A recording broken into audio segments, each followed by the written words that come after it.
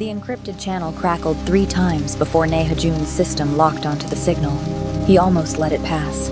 It was 2:47 a.m. in Seoul, and the rain outside his penthouse window was doing what Seoul rain always did, falling like it had a grudge, streaking the glass in long, cold lines against the neon bleed of the city below.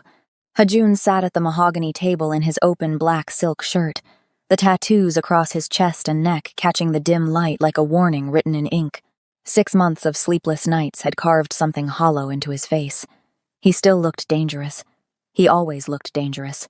But tonight, like every night for the past 6 months, there was something absent behind his eyes. Her name lived in that absence. Lori. He pressed play on the intercepted voicemail routine surveillance, a low-level foot soldier reporting a failed operation out of Mombasa. He expected coordinates. He expected a body count. What came through the static stopped his blood cold. Sir, the target. We missed her. We, sir, your ex-wife. A sharp breath. A sound like scrambling. She's still alive. The phone slipped. Nehajun, the man whose name made syndicate bosses from Busan to Bangkok lower their voices, caught the edge of the mahogany table with one hand like the floor had tilted beneath him. Sweat he hadn't noticed broke across his face. His knuckles went white. Behind him, had he turned around, he would have seen her, standing in the shadow of the doorway in a flowing white dress, her dark curls framing a face carved from absolute calm Lori. Not a ghost, not a memory. Here, watching him absorb the news she had engineered for him to receive, at exactly this hour, on exactly this night. But Hajun didn't turn around. He was still gripping the table, still staring at the rain-soaked city, still trying to breathe through the single impossible truth that had just dismantled 6 months of grief in 4 seconds. She was alive, which meant the funeral was a lie. The casket was a lie. The flowers he'd laid on cold November ground a lie. And somewhere out there, the woman he had buried was breathing, moving, planning while he had been rotting in a penthouse built for 2, ruling an empire that meant nothing without her in it. The questions came at him like gunfire. Where is she? Who got to her first? And why? Why did she let him believe she was dead? He didn't know yet that the answer to every single one of those questions was standing 6 feet behind him, watching him fall apart with the patience of someone who had been waiting a very, very long time for him to catch up. Subscribe to see how this unfolds and comment where you're watching from. I will love to say hello to you, just to know how far our story is going. He didn't sleep. By 4 a.m., he had pulled every file he kept on Lori's death, the forensics report, the explosion photographs, the dental confirmations signed off by a doctor he had personally vetted. He spread them across the mahogany table and stood over them the way a general stands over a map of a battle he has already lost, looking for the lie stitched into the fabric of every verified fact. The rain kept falling. Seoul kept breathing outside the glass. And Nehajun stood there sweating in his open shirt, tattoos and all, dismantling 6 months of grief with the cold efficiency of a man who had been lied to before, just never like this. Never by her. By 5 a.m., he had made the call. His site manager answered on the first ring, the way everyone answered when Hajun called at hours that weren't hours. Sir, 1 word. Flat. Waiting. Yongsan Cemetery, Hajun said. Section 9. The grave registered under Lori Hajun. He hadn't used her name out loud in 6 months. It landed in his own mouth like something foreign. Exhume it. A pause that lasted exactly as long as the man on the other end valued his life. Tonight, sir? Now. He was there by the time the machinery arrived. He stood at the edge of the grave in the pre-dawn dark, while the rain turned the cemetery mud black, and his men worked in silence around him, because nobody spoke when Hajun looked the way Hajun looked right now. The headstone read her name and her dates and a line he had chosen himself, standing in a funeral director's office while his hands shook inside his pockets where no one could see them. Beloved. Irreplaceable.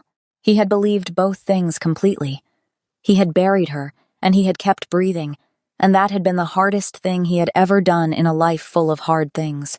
The casket cleared the earth at 5:48 a.m. His men cracked it open and stepped back without being told.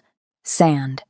Pale, fine, coastal sand, the kind that came from somewhere with a shoreline, somewhere warm, somewhere that was definitively not a Korean winter, packed neatly into a sealed casket beneath a headstone bearing his ex-wife's name. No body, No remains. Nothing that had ever been human. The cemetery went very quiet. Hajun crouched down slowly, the way a man moves when his legs have stopped trusting him, and pressed 2 fingers into the sand. It was dry. It smelled faintly of the ocean.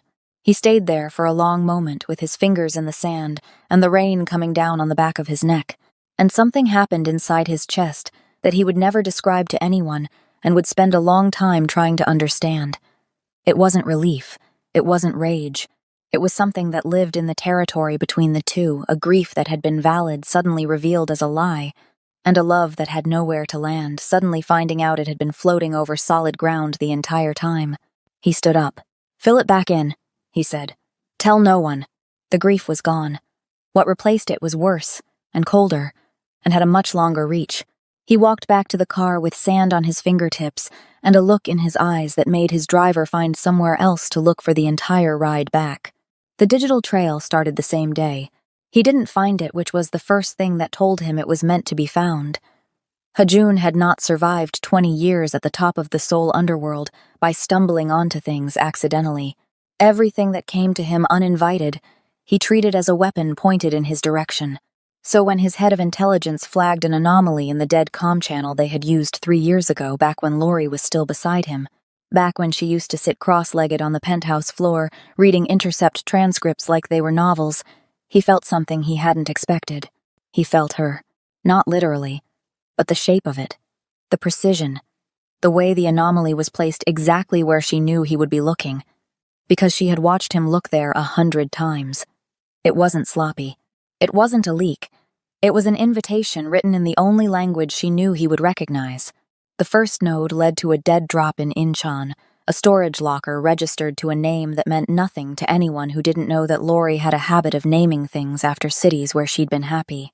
The locker contained a burner phone with a single coordinate loaded into its Maps application. That coordinate pointed to a mail forwarding address in Bangkok. The Bangkok address had a package waiting held for 6 months, paid up front, containing a photograph of a hotel lobby in Nairobi with a room number circled in red ink.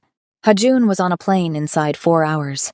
He moved quietly, which for a Korean Mafia boss meant he moved with 6 men instead of 60, and no motorcade and no notifications sent ahead. He told himself this was tradecraft. The truth was something less clean. He didn't want witnesses for whatever this was going to be.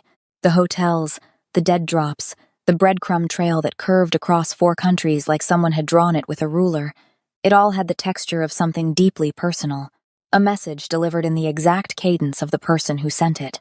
He landed in Nairobi, checked the hotel room in the photograph, and found it empty except for another phone, another coordinate, and a single line typed in the notes application. "You're getting warmer, Hajun. Keep your men close." He read it twice. He almost smiled. Then he read it a 3rd time and caught the second half of what it was telling him, not just, "I'm watching you move through my trail," but "Danger is closer than you think." He texted his team lead to tighten the formation and kept moving. The trail doubled back. It curved through Istanbul, through a dead drop in a market stall selling electronics that nobody was actually buying, through a coded phone call routed through 6 servers to an address in Osaka. He was being walked somewhere specific. He knew it. He followed anyway, because the alternative was standing still, and standing still while Lori was somewhere in the world alive and in danger was a thing his body simply refused to do. He had been moving for 9 days when the ambush hit. It happened in Osaka, in an alley that the coordinate had led him to, in the kind of pre-midnight dark that swallows sound before it can travel. He had 4 men with him. He'd sent 2 ahead to check the approach. He was waiting with the remaining 2 when the first shot took out the light source above them and the alley went black. Professionals. Which meant this wasn't random.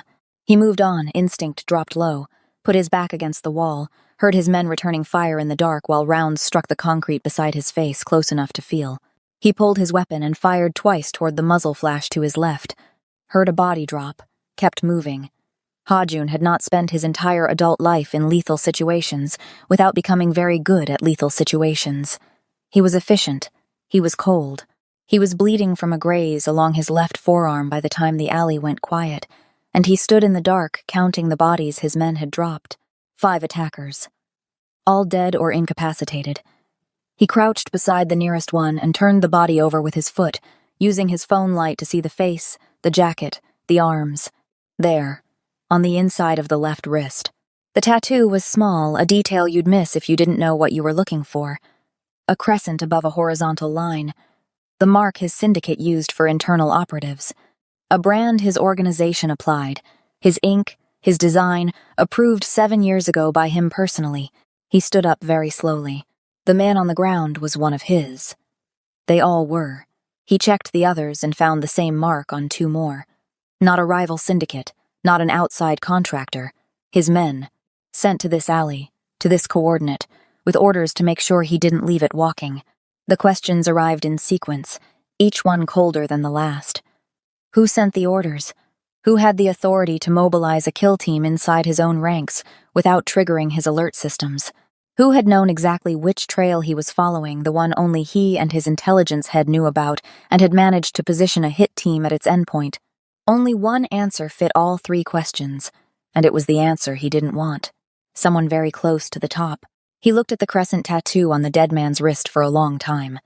Then he made a call not to his intelligence head, not to his second-in-command, not to anyone in his normal chain.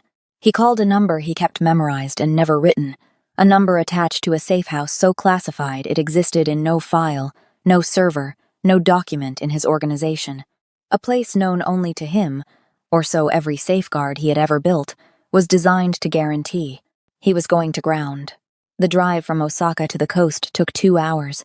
The boat transfer took another 40 minutes. By the time the safe house appeared through the dark, a structure built into a hillside above a private stretch of water, accessible only by the dock below, Hajun was running on no sleep, one functioning arm, and a level of controlled fury that had burned so hot for so long it had started to feel like something else, something quieter, something that had given up shouting and settled into a low, sustained flame that was going to burn for a very long time. He had stopped bleeding. His jacket was ruined. He climbed the path from the dock with one of his remaining men at his back, the other 2 staying with the boat, and he punched the access code into the safe house panel, a code he had never shared, never written, never spoken aloud, and pushed the door open. The lights were already on.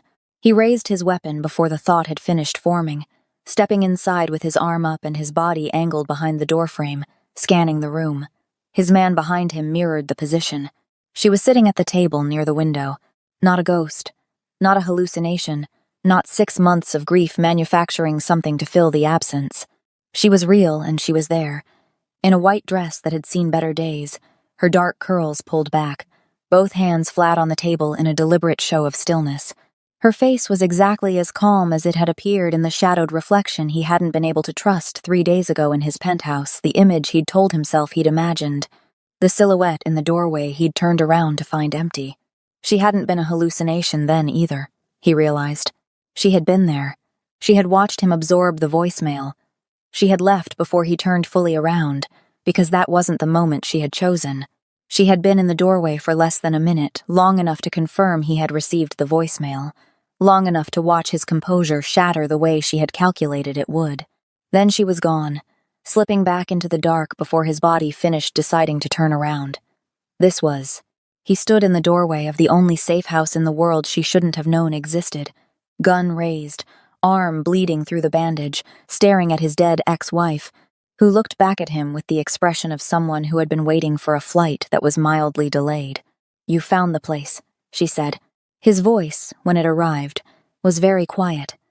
The quietest version of his voice was the one people in his organization feared most.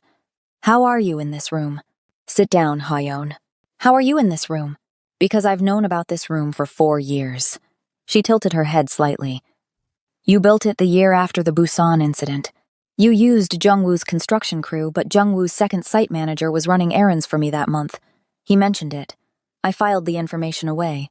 A pause. "I file everything away. You know that." He did know that. It was one of the first things he had understood about her, back before understanding her became the most dangerous project of his life. He lowered the weapon by degrees, the way a man lowers something heavy when his arms have run out of argument. He came inside. He sat down across from her at the table, because his body needed to sit, and because the gun was pointless, and because she was alive and in front of him, and he didn't know yet what to do with that beyond let it be true. He looked at her for a long time. "The voicemail," he said. "Yes. You sent it." I positioned it where your systems would intercept it. Yes. The soldier on the recording was one of Do Yoon's field operators out of Mombasa, genuinely panicked, genuinely reporting a failed hit. He didn't know he was being recorded on a secondary channel I had already compromised. He thought he was reporting to Do Yoon's logistics head. Instead, he was reporting to me. The trail. Incheon. Bangkok. Nairobi. Istanbul. Osaka. All of it. You walked me into that alley. Something shifted in her expression, not guilt, not quite, but something adjacent to it. Acknowledgement. I didn't know they'd have a team there that fast. I underestimated how quickly he'd move when he realized you were following the trail. She looked at his arm. How bad is it? Tell me who, Hajun said. Tell me the name. She held his eyes. Outside, the water moved against the dock in long, dark swells, and the silence between them had the weight of 6 months packed inside it. Kim Do-yoon, she said. The name landed exactly the way she knew it would. He didn't move. He didn't blink. He sat very still with Kim Do-yoon's name inside his chest, and felt it do the damage it was always going to do when it finally arrived, because Kim Do-yoon was not a rival. Kim Do-yoon was not a stranger. Kim Do-yoon was his second-in-command of 11 years, the man who had stood at his right hand through 4 syndicate wars, the man who had toasted at his wedding, the man who had sat beside him in the front row of a cemetery 6 months ago, with his head bowed and his hand on Hajun's shoulder while they buried a casket full of sand. No, Hajun said. The word came out flat. Yes, Do-hyun has been with me since before me. I know. Her voice didn't rise. It never rose. That had always been the thing about Lori that his world had never understood. The Mafia boss shouted. His wife lowered her voice and the room went cold. He ordered the hit 8 months ago. He had been planning the succession for over a year before that. You were the obstacle, Hajun. I was the leverage. She paused. He sent the team for me first because he calculated that losing me would destabilize you long enough for him to move the pieces into position. He wasn't wrong about the destabilization. Hajun said nothing. The lamp on the table put half her face in light and left the other half in shadow, and she sat in it without fidgeting, without looking away, with the particular stillness of someone who has rehearsed this moment 10,000 times in the dark and arrived at the real version of it completely prepared. I found out 3 days before the car, she said.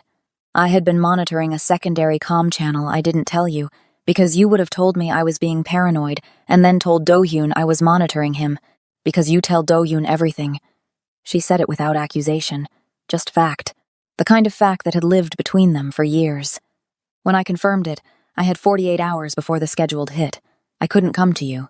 You could have come to me. The quiet in his voice had a fracture in it now. And said what? Your brother wants me dead, Hajun? Your brother who you have trusted with your life every day for 11 years? Who you would have defended before the sentence was finished? She shook her head, just once. You would have confronted him. He would have denied it. And then I would have been dead inside a week, and you would have spent the rest of your life not knowing which version of events was true. She held his gaze. I chose the version where I survive long enough to prove it. He sat with that. He sat with all of it, the sand in the casket, the headstone with its 2 lines he had chosen himself, the 9 days of chasing her breadcrumbs across the globe while the man at the top of his organization, the man who had probably written the hit order on a Tuesday and attended her funeral on a Friday, had been sitting in Hajun's own boardroom running his empire. He sat with the particular, devastating knowledge that she had been right. That if she had come to him with Kim Do-yoon's name, he would have defended the man, not because he was stupid, because he was loyal, and loyalty had always been the seam in his armor, the one place where his control slipped, and Lori, who understood him better than anyone alive, had known exactly where that seam was and had made her decisions accordingly. She had been protecting herself from the threat. And from him. The lamp flickered once in the silence between them. The water outside moved against the dock. Hajun put both hands flat on the table, mirroring her, and looked at the woman he had buried 6 months ago. He has to die, Hayon said. Yes, Lori said, but not the way you're thinking. She reached beside her and placed a drive on the table between them. Because the way you're thinking, you walk back into Seoul and put a bullet in him, and his entire network, which is currently bigger than yours. Because he has been quietly absorbing your assets for 6 months while you grieved burns the rest of what you have to the ground on his way out. She tapped the drive. This is every piece of infrastructure he has built, every account, every man he has flipped, every arrangement he has made with the 3 rival syndicates he has been courting in exchange for regional territory he has no right to offer. She looked at him. I have been building this file for 6 months. I have been inside his operation the entire time he thought I was dead. He has a deadline, Ha-jun. 6 days from now, he has a summit scheduled with 3 rival heads, Busan, Daegu, and the Manchurian group he has been courting for 8 months. If you are not dead before that room fills, the deal collapses, and he loses the external backing he needs to hold what he takes. 6 days is all we have before he stops being careful and starts being desperate. Ha-jun looked at the drive. He looked at her. You've been running an intelligence operation, he said. From inside his blind spot.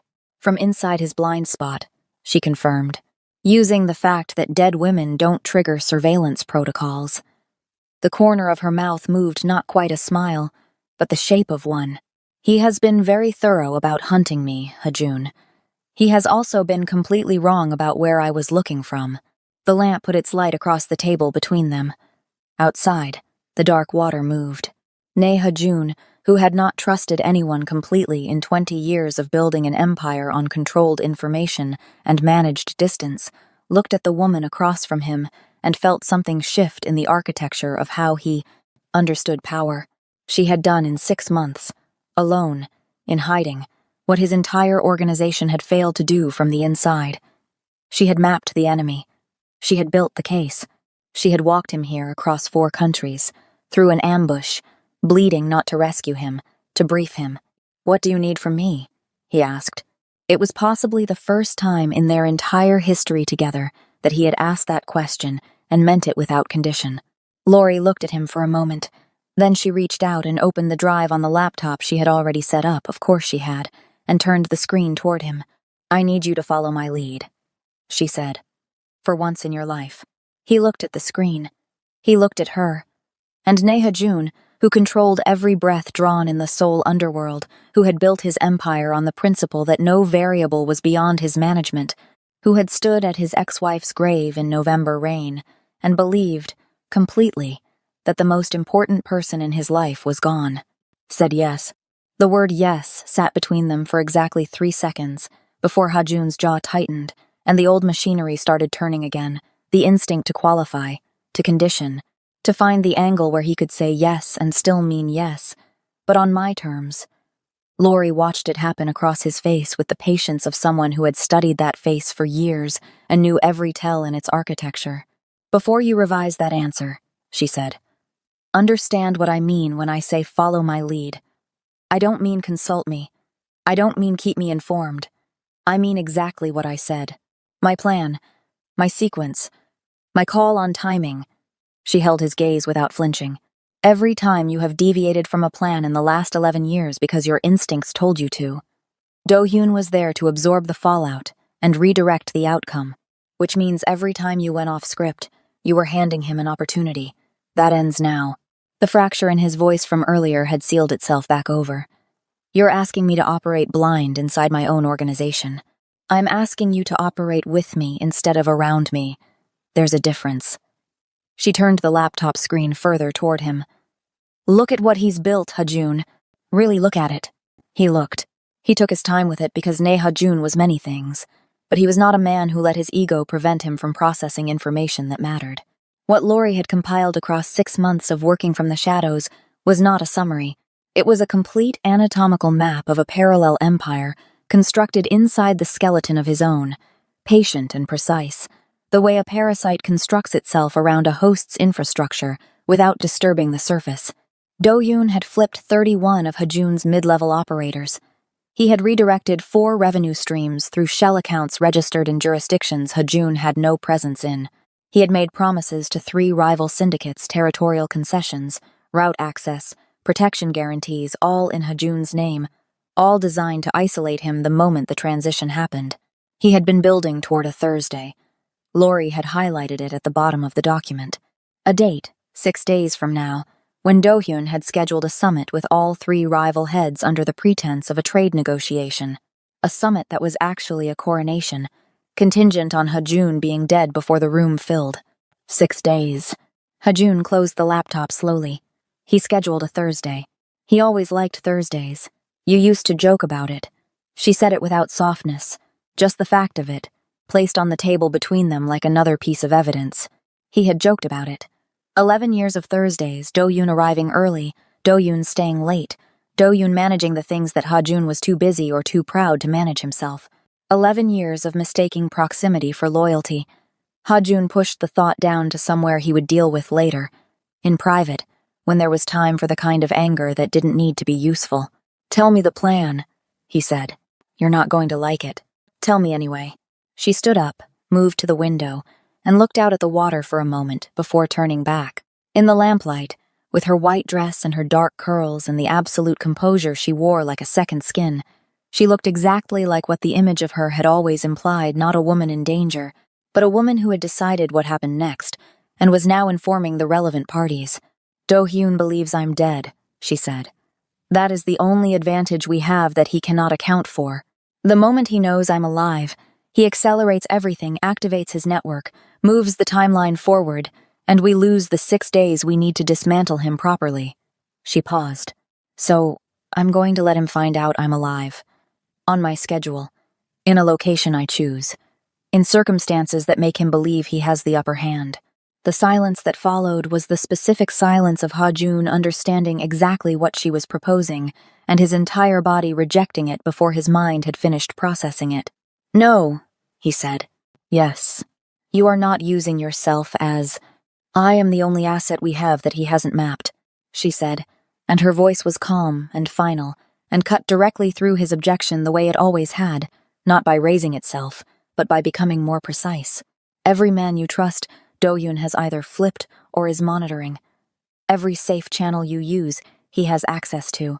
I am the one variable he cannot see coming because he watched them lower a casket with my name on it into the ground." She looked at him steadily. "I am the trap, Hajun. I have been the trap since the day I walked away from that car." He stood up. He moved to the window and stood beside her and looked at the water and felt the old instinct rise in him like a physical force, the need to put her somewhere safe, somewhere controlled, somewhere he could guarantee her continued existence with his own hands. It was the instinct that had defined their entire marriage, the instinct that had built a cage around her so gradually and so completely that she had needed to die to escape it. He knew that. He had known it, on some level, standing at the empty casket. He knew it more clearly now, standing beside her in the lamplight with 6 months of her absence still raw in his chest. He turned to face her. "If anything goes wrong," he started. "If anything goes wrong, I will handle it," she said. "That is what I have been doing for 6 months without you." She held his eyes. "Trust me the way you trusted him. That's all I'm asking. Just that much. Just that much." The simplest ask. The one that had always been the furthest thing from simple for a man, built the way he was built. He breathed out slowly. "Tell me the rest of the plan," he said. She did. It took 3 days to set the stage. Lori worked with a precision that Hajun watched with the particular feeling of a man who has spent years believing he was the most capable person in any room, confronting evidence to the contrary. She didn't ask for his resources, she had her own, built quietly over 6 months, from assets Do-yoon hadn't thought to freeze because he hadn't known they existed.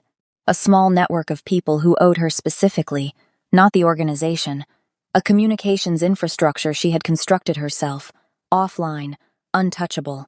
She knew things about Do-hyun's operation that weren't in the files she'd shown Hajun, details she fed him in pieces as they became relevant, and each piece landed with the same cold weight as the last.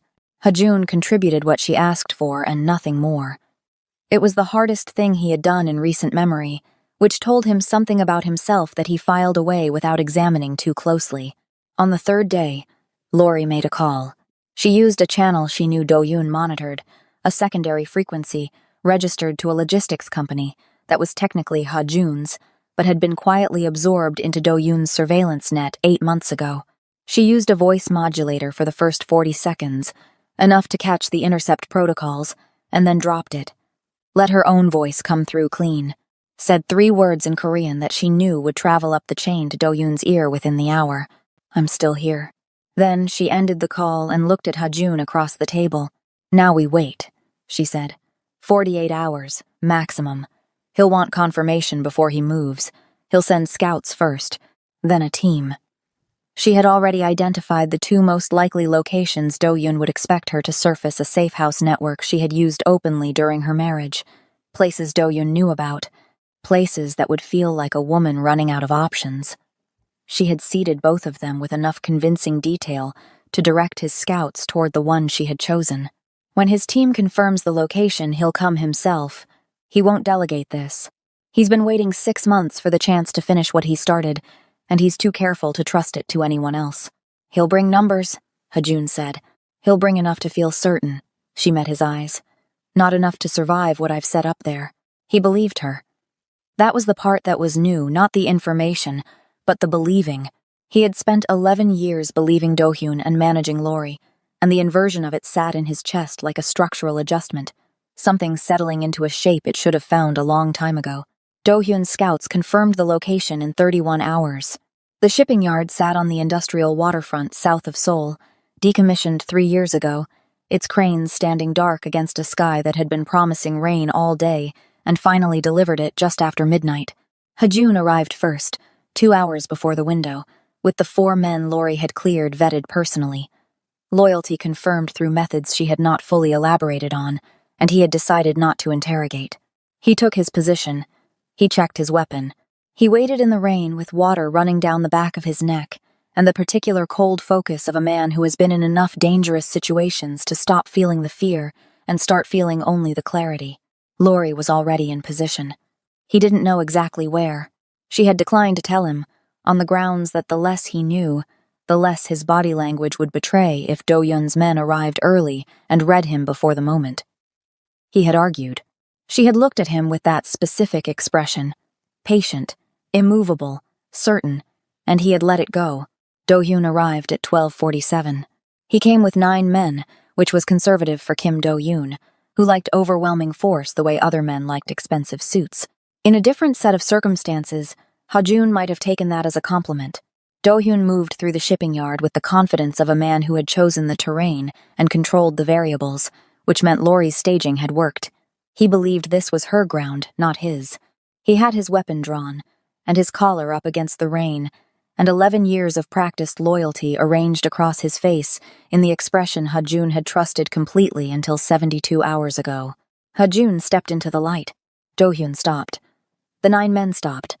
Something moved behind Do-hyun's eyes: surprise, recalculation, the rapid reorganization of a plan meeting an unexpected variable, and then it smoothed over with the particular control of a man who had been hiding things for a very long time. Hajun.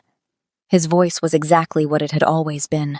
Warm, steady, the voice of a man who knew how to make sincerity sound like breathing. "I've been looking for you, when I heard you'd gone off-grid." "The grave was empty," Hajun said. A pause. "What?" "Lori's grave. I had it exhumed." He watched Do-hyun's face. "Sand, Do-hyun. Someone filled a casket with sand and put her name on a headstone, and you sat beside me at that funeral with your hand on my shoulder." He let that land. Was that difficult? Sitting there like that? The warmth in Do-hyun's expression didn't disappear. It transformed subtly, the way expensive things transform when the light changes, revealing what they actually are. "You're not thinking clearly. You've been off-grid. You're injured.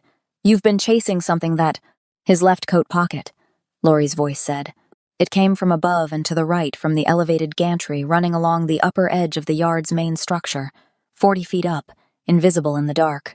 Do-hyun's men swung toward the sound, weapons raising, and in the half-second of redirected attention, Hajun was already moving down and left, away from the sight lines, the way she had told him to move if she called a position. "Trust the geometry," she had said. "I've done the geometry." The first shot from her position was a warning. It took the weapon out of the hand of Do-hyun's closest man, without touching the man, a piece of marksmanship so precise, it momentarily stunned the entire yard into stillness. The second shot was not a warning. A second man went down. The third and fourth were already being handled by Hajun's 4 men emerging from their positions, and the yard dissolved into controlled chaos, controlled because one side of it had been orchestrated, and the other side had not. Do-yoon ran. Of course he ran. 11 years of proximity had taught Ha-jun many things about Kim Do-yoon, and one of them was that Do-yoon's courage was entirely conditional on his odds. He broke for the far end of the yard, toward the water, toward a boat that Ha-jun's team had already disabled 2 hours ago and that Do-hyun didn't know was sitting dead in the dock. Ha-jun went after him at a run, through the rain, across wet concrete and rusted container tracks, closing the distance with the single-minded focus of a man who had put 6 months of grief and fury into a shape that could move very fast. He caught him at the dock's edge. Do-yoon turned with a backup weapon, a small thing, a last resort thing, and got it halfway up, before Ha-jun hit him, and they went to the ground together on the wet dock, planking in the rain. The impact sent a white bolt of pain up his left arm, where the graze had never fully closed, and he used it, let it sharpen everything, let it burn away whatever was left of 11 years of misplaced loyalty. 11 years of brotherhood reduced to the raw mechanics of 2 men trying to survive the same moment. Ha-jun was bleeding again from the arm. He didn't notice. He had Do-hyun's wrist locked, and the weapon pointed away, and Do-hyun was still talking, still using that voice, still constructing a sentence about loyalty and misunderstanding, and Ha-jun, listen to me, when a red laser point appeared on Do-hyun's chest from 40 feet up and to the right. Everything stopped. Do-hyun looked down at the point of red light on his sternum. He looked up at Ha-jun. Call her off, he said. No, Ha-yeon said. Ha-jun, we can negotiate this, whatever she told you. She told me the truth. He said it quietly. The quiet version. That's the part you never accounted for. You knew she'd run. You knew she'd hide. You calculated that even if she survived, she wouldn't be able to get to me before you finished the play. He looked at the man he had called a brother for 11 years. You didn't calculate that she'd spend 6 months taking you apart from the inside while you were looking in the wrong direction. Do-hyun's face did something complicated in the rain. The warmth finished its transformation into something underneath it. Something harder. Something that had always been there, patient and cold, waiting for its moment. She's always been the most dangerous thing in your orbit, he said. I was trying to protect the organization. You were trying to take the organization, Ha-jun said, and you chose the wrong woman to use as a variable. He stood up. He looked at the red point on Do-hyun's chest. He thought about 11 years. He thought about a casket full of sand in November rain. He thought about the 48 hours he had just spent watching Lori dismantle an empire from a safe house table while he learned, for the first time in his adult life, what it felt like to operate as a partner instead of a sovereign. He stepped back. Lori, he said, not loudly. Just enough to carry. The shot came clean through the rain. The yard went quiet. The rain didn't stop, it kept coming down the way Seoul rain always did.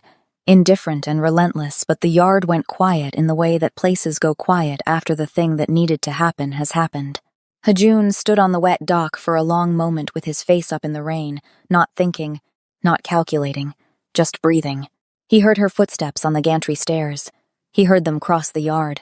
He turned before she reached him and watched her come through the dark toward him, no white dress now, tactical black from collar to boot, her curls pulled back, and a rifle slung across her shoulder like she had been born with it there, which in some version of the truth she had, and she stopped in front of him and looked at him with that face.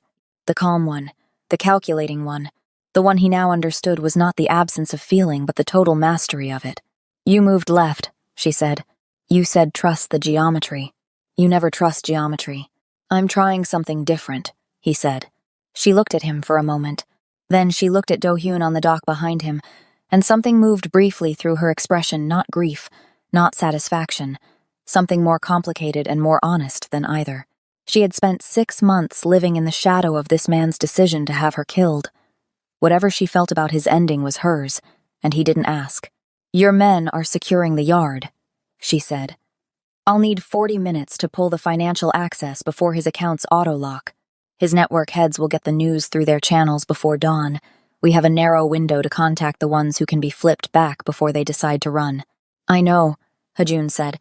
We can do that together. She looked at him again, differently this time. Together, she said, as though testing the word's weight. You said half, he said. Back at the safe house, you said you needed me to follow your lead. He held her gaze in the rain. I'm extending that arrangement, permanently. Half the empire, half the decisions, half the table. He paused. I should have given you that a long time ago, and I didn't, and you had to die to make the point. I would like to not repeat the experience. The corner of her mouth moved. The not quite smile. The one he had spent 6 months grieving and was now standing 3 feet from in the rain. There are conditions, she said. Name them. I run my own intelligence network, separate from yours. You don't have access to my sources, my methods, or my channels. Not because I don't trust you, but because the separation makes us both stronger, and you need to understand that operationally. Agreed. Any decision that affects the full organization requires both signatures. Not consultation, not notification. Both signatures. Agreed. And if you ever make a unilateral decision about my safety, my location, or my operational role without discussing it with me first, I will disappear again. And next time I won't leave breadcrumbs. He was quiet for a moment. The rain came down between them. Agreed, he said. All of it. She studied him the way she studied everything completely, without rush, with the particular attention of someone who had learned never to take information at face value. Then she shifted the rifle on her shoulder, looked past him at the dock, at the yard, at the cranes standing dark against the Seoul sky. We have a network to reclaim, she said. And 40 minutes before the account's lock. She moved past him, already reaching for her phone, already 3 steps into the next sequence of a plan that she had been running longer than he had known to look for it. He fell into step beside her, not behind her, directing, not in front of her, leading, beside her, matching her pace across the wet concrete in the rain. 2 people moving through the same dark toward the same objective with the same authority. The empire that rose from that shipping yard was built differently from the one that had preceded it. Different in the ways that are invisible from the outside, the same name, the same reach, the same reputation that made syndicate bosses from Busan to Bangkok lower their voices. But inside the structure, in the room where decisions were made, there were 2 chairs at the head of the table now, and both of them were occupied. Ne Ha-jun had spent 20 years building an empire on the principle that control was the only currency that didn't lose value. He had been right about almost everything, and catastrophically wrong about that one thing, and it had cost him 6 months and 1 casket full of sand to arrive at the understanding that the most powerful position he had ever occupied was the one beside her, at a table they both owned, in a world they were both responsible for. Lori had spent 6 months proving that a ghost with a plan was more dangerous than a king with an army. She had been right about that. She had been right about most things. She had built her case and walked her trail and positioned her trap and waited in a safe house for a man who had needed to follow her breadcrumbs across 4 countries and through an ambush before he was ready to hear the truth. He had been worth the wait. Barely, but worth it. She didn't tell him that. She didn't need to. She handed him a phone with a list of the first 12 network heads to contact before dawn, took out her own phone with the second list, and started making calls. So did he.